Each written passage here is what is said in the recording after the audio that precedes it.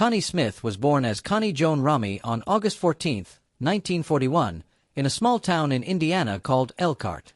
She went from being very poor to becoming one of the most famous female country singers ever. People who knew her, music experts, and fans from different generations all looked up to her. Connie's childhood was really tough. She grew up when times were hard for many families. She dealt with being poor and having personal problems. But music became like a safe place for her. When she was a teenager, she learned how to play guitar. She loved listening to old country music, gospel songs, and music from the Appalachian Mountains. These types of music helped shape the way she sang later on, clear, powerful, and full of emotion. Even when Connie was young, her voice could make people feel heartbreak, sadness, and strength all at once. Her whole life changed in the early 1960s. She moved to Ohio and joined a band there. While she was performing one night, a man named Bill Anderson saw her sing. He was one of the most respected songwriters in country music. Bill heard how special her voice was. He helped her get a deal to record music with a big company called RCA Victor. This partnership led to one of the most amazing starts any country music singer ever had. In 1964, Connie Smith put out her very first song called Once a Day. Everyone loved it right away. It became the #1 song on the country music charts. It stayed at #1 for 8 weeks in a row, which was a record for a woman country singer back then. The song made Connie a huge star and showed everyone her special style, a voice that soared high and was full of feeling, along with traditional country music instruments. What happened next was 10 years of being super successful. During the 1960s and 1970s, Connie Smith had more than 70 songs make it onto the country music charts. Some of her most famous songs were Then and Only Then, Ain't Had No Loving, I Never Once Stopped Loving You, and The Hurts on All Over. Her music always showed what classic country was all about, telling stories from the heart, being honest, and having deep feelings. During this time, country music was starting to sound more like pop music. But Connie's amazing voice made her stand out. Other singers and music producers often said her voice was one of the best ever heard in country music. Famous singers like Dolly Parton, Loretta Lynn, George Jones, and Merle Haggard all said they really admired her talent. Many of them said Connie Smith was the perfect example of how great a country singer could be. She could show feelings like sadness without overdoing it, which made her songs feel real and easy to connect with. Even though Connie was doing great with her music career, her personal life had hard times too. She struggled with feeling anxious and sad, and she found it hard to deal with being famous. She would talk about these struggles later with honesty and kindness. In the late 1970s, when she was at the top of her career, she made a very personal choice to leave the music business. She wanted to spend time with her family and focus on her spiritual life. Not many people made this kind of choice back then. It made people respect her even more as someone who followed her heart instead of just trying to make money. After staying away from performing for several years, Connie Smith came back to music when she was ready. Her later albums, especially the ones she made in the 1990s and 2000s, got great reviews and people respected her all over again. Albums like Connie Smith, Long Line of Heartaches, and The Cry of the Heart showed that she was a mature artist. Her voice had gotten a bit softer with age, but it was still just as powerful with emotion. By the early 2000s, people weren't just thinking about Smith's success based on hit songs or awards anymore. Her impact had become something deeper, longer-lasting, and more personal to the country music world. In 2002, she got one of the most special honors of her long career. She was ranked 9th on CMT's important list of the greatest women in country music. This recognition put her with the most influential female singers the music style had ever known. It proved what fans and other artists had believed for a long time: Smith's voice, grace, and emotional honesty had helped shape the very heart of country music. Maybe even more touching was the praise she got from one of her own heroes. The legendary country singer George Jones, who Smith had looked up to her whole life, gave her an amazing compliment. In his book, I Live to Tell It All, he named her his all-time favorite female country singer. Coming from someone whose opinion meant so much in Nashville, this was both humbling and historic. It was a quiet but powerful sign of how much respect Smith had earned from country music's greatest legends. Instead of just thinking about past awards, Smith kept following her artistic and spiritual path. In 2003, she put out a Christian album called Love Never Fails. She made it with Barbara Fairchild and Sharon White from the well-known family group called the Whites. The album showed Smith's strong faith and her wish to make music that lifted people up and made them feel better. It mixed gospel devotion with a sincerity that had always been part of her singing.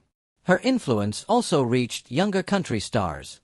In 2005, Martina McBride honored Smith by recording a new version of her famous hit, Once a Day, for an album called Timeless.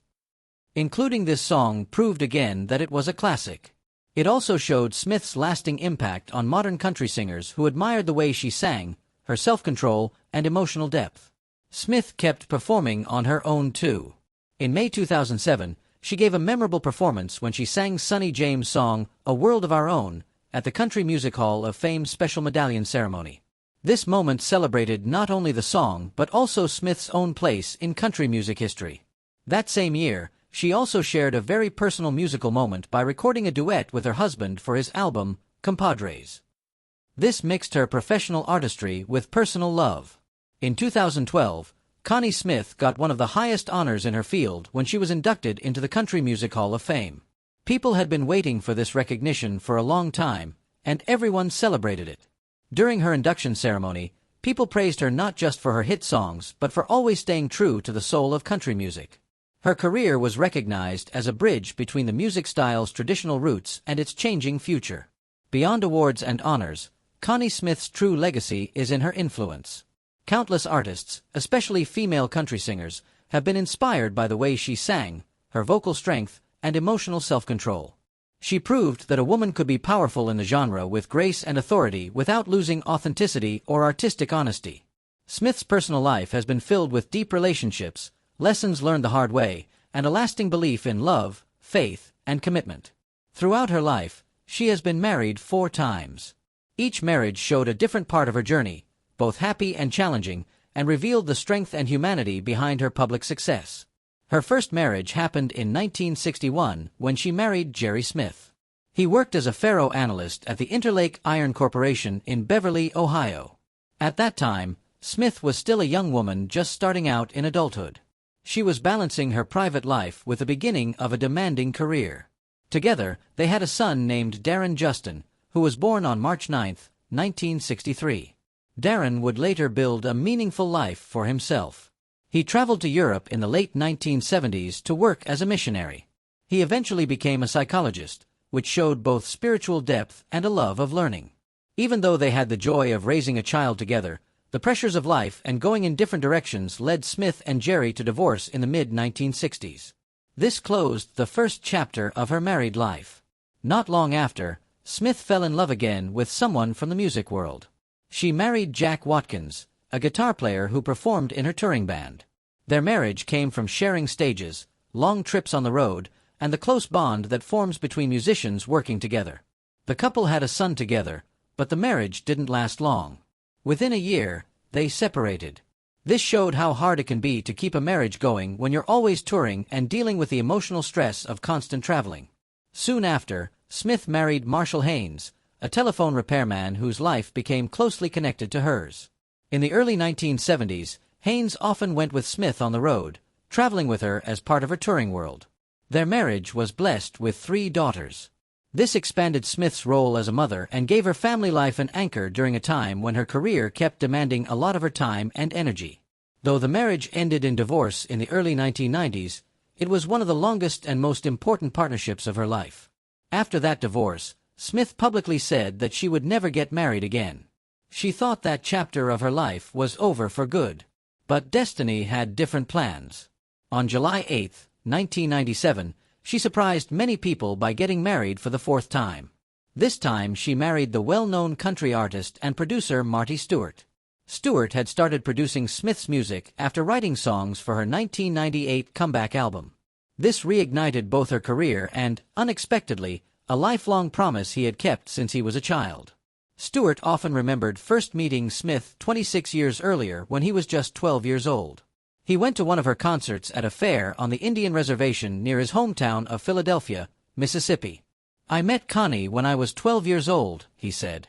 "She hasn't changed a bit. She looked great then and she looks great now." Amazingly, Stewart even told his mother at that time that he was going to marry Connie Smith. This childhood prediction would actually come true one day. Thinking about the strength and how long their marriage has lasted, Smith says faith is what holds it together.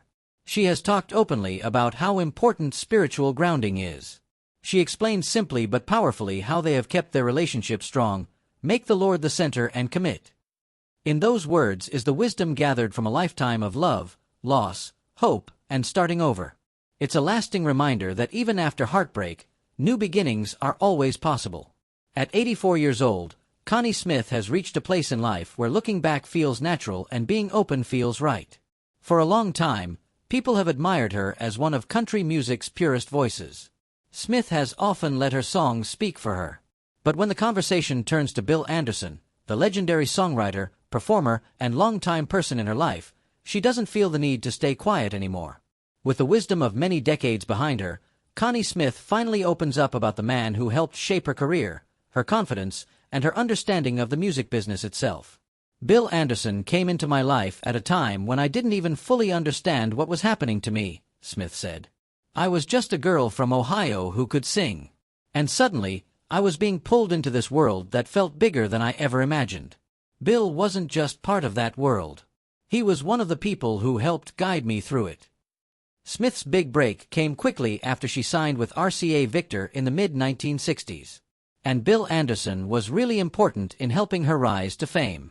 He was already established as a songwriter and performer. Anderson saw something rare in Smith's voice, an emotional clarity that went straight to the heart. He knew how to listen, she thought back. Not just to my voice, but to who I was. He understood that I wasn't a flashy singer. I was a storyteller. Their professional relationship soon became an important chapter in Smith's career. Anderson wrote several of her most lasting songs, including the iconic Once a Day. It became a huge hit and helped make her place in country music history solid. Bill had this way of writing that felt like he was reading my diary, Smith said. I don't know how else to explain it. He wrote songs that fit me so perfectly. It was almost scary. But Smith is careful to point out that their bond was based on respecting each other rather than making up stories. People always want to make things more dramatic than they really were, she said gently. Bill was a mentor, a collaborator, and a friend. He challenged me musically, but he also respected my boundaries. That meant more to me than people realize. As a young woman trying to make it in an industry mostly run by men, Smith admits that Anderson's presence gave her a sense of stability. He didn't talk down to me, she said. He didn't try to mold me into something I wasn't. He believed that sincerity mattered more than polish, and that gave me confidence in myself. Over the years, their paths crossed and went in different directions as both artists grew and changed. Anderson kept writing and performing while Smith balanced her career with family life.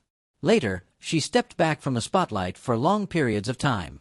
Through it all, her appreciation for Anderson grew deeper. When you get older, you start to see who really mattered, she said. Bill mattered, not because of fame or success, but because of how he treated people.